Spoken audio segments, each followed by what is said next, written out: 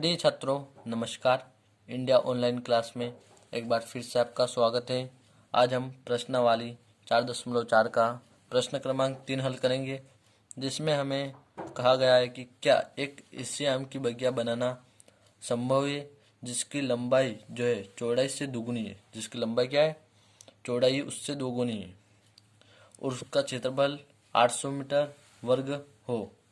यदि है तो इसकी लंबाई और चौड़ाई ज्ञात करनी है। तो हमें प्रश्न में दिया गया है क्या? क्षेत्रफल जो हमारा 800 मीटर वर्ग, और हमें ज्ञात करना है लंबाई और चौड़ाई। ये बात हमारी स्पष्ट हो गई। इससे हमें पता चलेगा कि हमें सवाल में क्या ज्ञात करना है, तो हमारा सवाल हल करने में आसानी होगी। तो शुरू करते हैं हम सवाल को। तो सबसे पहले हम लंबाई और चौड़ाई को मानेंगे। तो सबसे पहले हम मान लेते हैं आम की बगिया की चौड़ाई। आम की बगिया की चौड़ाई क्या? 100 मीटर हम मान लेते हैं। और फिर उसकी लंबाई क्या मानेंगे हम? तथा लंबाई 2 मीटर। लंबाई 2 मीटर क्यों माना? क्योंकि जो है लंबाई जो है चौड़ाई से दोगुनी हो, जो कि हमें प्रश्न में पहले ही कह दिया है। दोगुनी हो तो इसलिए हमने 2x जो माना, जो कि हमारा चौड़ाई का दोगुना है। फिर अब इसको जो हम प्रश्न के अनुसार हल करेंगे, तो हमने लिखा है प्रश्नानुसार। तो प्रश्न में हमें कहा गया है इसकी लंबाई और चौड़ाई ज्ञात कीजिए। सिंपल सी बात है, हमें कुछ ज्ञात नहीं करना, इसमें सिर्फ लंबाई और चौड़ाई ज्ञात करनी। तो लंबाई और चौड़ाई ज्ञात करने के लिए हमें क्षेत्रफल का सूत्र लगाएंगे। यहाँ पर क्षेत्रफल का सूत्र होता है बराबर लंबाई गुणित चौड़ाई। क्षेत्रफल ज्ञात करने का सूत्र होता है हमारा क्षेत्रफल बराबर लंबाई गुणित चौड़ाई। यह सूत्र है हमारा क्षेत्रफल ज्ञात करने का। लेकिन हमारे पास क्षेत्रफल है और हमें लंबाई और चौड़ाई ज्ञात करनी। तो हमारा क्षेत्रफल हमें दिया हुआ है 800 मीटर वर्ग, बराबर में हमारी लंबाई हमने मानी 2x गुणित चौड़ाई हमने मानी 1 मीटर। फिर इसके बाद 800 मीटर वर्ग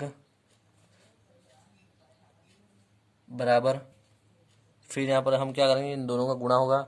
तो हमारा x और x क्या गुणित में, इसलिए 2x वर्ग हो जाएगा।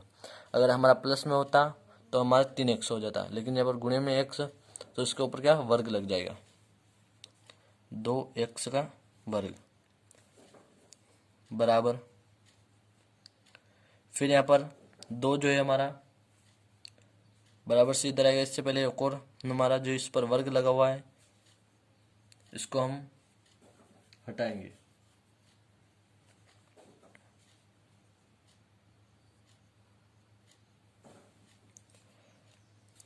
फिर हम जो है यहाँ पर 800 बराबर, ये मीटर जो है हम यहाँ पर नहीं लिखेंगे, काट दिए। 800 बराबर 2x वर्ग। फिर अब हम यहाँ पर 2 जो है हमारा बराबर से 2x के गुणे में x वर्ग के, तो हम बराबर से इधर लाएंगे। इसको क्या करेंगे? बराबर से इधर क्षेत्रफल जो है इसके बट्टे में लाएंगे, 800 के बट्टे में, 800 बटा 2। फिर बराबर में x वर्ग रहेगा हमारा। फिर यहाँ 2 से हम 800 को काटेंगे तो हमारे बचेंगे 400। सिंपल है, 400 बराबर x वर्ग। अब हम इसको क्या कर लेते? 100 को बराबर इधर ले आएंगे, 400 को इधर, मतलब 400 को इधर भेज देंगे और 100 को इधर ले आएंगे। इससे हमें सवाल हल करने में आसानी मिलेगी। x वर्ग बराबर 400। फिर अब हम यहाँ पर क्या करेंगे? x पर से जो है हमारा वर्ग लगा हुआ है x के ऊपर, इसको हम हटाएंगे। तो इसको हटाने के लिए जब हमारी बराबर से उधर संख्या वो जो हमारी करनी में आ जाती है, इसको हटाएंगे तो बराबर से इधर की संख्या हमारी करनी में आ जाएगी। तो 400 रूट 400 या करनी 400। फिर इसके बाद जो है दोस्तों हम रूट 400 का जो है वर्गमूल लिखेंगे, जो हमें पहले लिख रखा था हमने, x बराबर रूट 400। तो अब हम इसका क्या लिखेंगे? वर्गमूल लिखेंगे। x बराबर हमारा 400 का वर्गमूल होता है 20, तो √20। तो हमारे पास जो करनी है इसको हम काटेंगे, तो यहाँ पर इस संख्या के सामने प्लस माइनस का चिन्ह लगाएंगे। इससे जो हमारी करनी कट जाती है, प्लस माइनस का चिन्ह लगाकर हम इस करनी को काट देते हैं। फिर x, यहाँ पर हमें प्लस का भी 20 प्राप्त हुआ है और माइनस का भी 20 प्राप्त हुआ है। प्लस माइनस हमने इसलिए लगाया क्योंकि हमने करनी को यहाँ से काटा इसलिए। तो सबसे पहले तो हम लिखते हैं x बराबर प्लस का 20, या x बराबर जो है हमारा माइनस का 20 भी हो सकता है। हमें दो प्राप्त हुआ है, प्लस का भी 20 है और माइनस का भी 20 है। तो हम यहाँ पर लिखेंगे माइनस का 20 जो है हमारा अमान्य रहेगा क्योंकि यह ऋणात्मक संख्या है। तो हम लिखेंगे x बराबर -20 एक अमान्य संख्या है। अमान्य क्यों है? तो हम लिखते हैं उसका भी आंसर यहाँ पर, क्योंकि यह एक ऋणात्मक संख्या है। तो हमने यहाँ पर लिखा कि x -20 जो है एक अमान्य संख्या है क्योंकि यह एक ऋणात्मक है, इसलिए माइनस में यह अमान्य है। और x प्लस का जो है 20 यह हमारा मान्य रहेगा। x बराबर 20, प्लस नहीं लगाएंगे क्योंकि यहाँ पर पता चलता है हमें कुछ नहीं चिन्ह तो प्लस का है। x बराबर 20 एक मान्य संख्या है। अब हम यहाँ पर लिखेंगे तब क्या है? चौड़ाई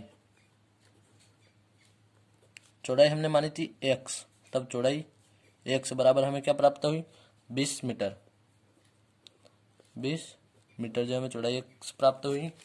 और फिर उसके बाद हमने लंबाई जो मानी थी 2x, तो यहाँ पर लिखेंगे हम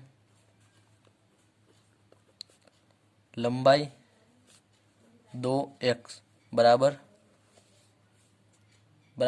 कर जो हम लिखेंगे 2 गुणित 20, जो कि हमारा x 20 है, गुणित में 2 बराबर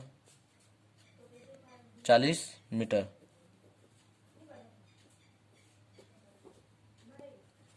बराबर में हमें लंबाई प्राप्त हुई 40 मीटर, चौड़ाई प्राप्त हुई 20 मीटर। तो अब हम लिखेंगे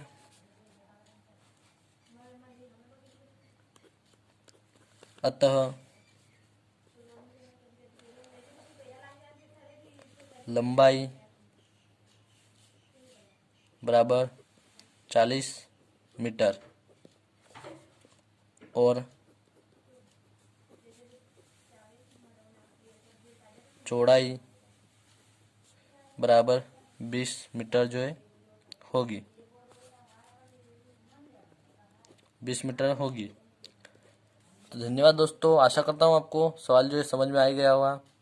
कोई समस्या हो तो कमेंट कर दीजिएगा। धन्यवाद।